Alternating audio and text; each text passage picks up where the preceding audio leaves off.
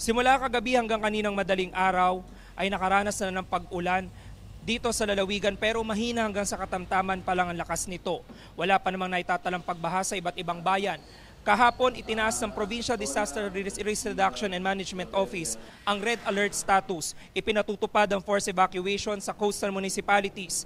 Pinag-iingat ang mga residente sa banta ng storm surge o daluyong na posibleng umabot ng 1 hanggang 2 metro. Mahigpit pa rin pinagbabawal ang paglalayag, pangingisda at paglangoy sa dagat.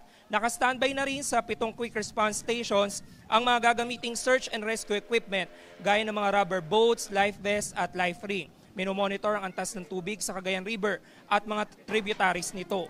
Sa bayan ng Peña Blanca, may ilang residente na naglagay ng mga pabigat na bato at kahoy sa bubong ng kanilang mga bahay kahapon. Iginilid na rin ang mga bangka na karaniwang sinasakyan ng mga turista para makatawid sa Pinakanuan River papunta sa tourist attraction na Calao Cape. Pinagbabaklas maging ang mga kubo na nagsisilbing cottage.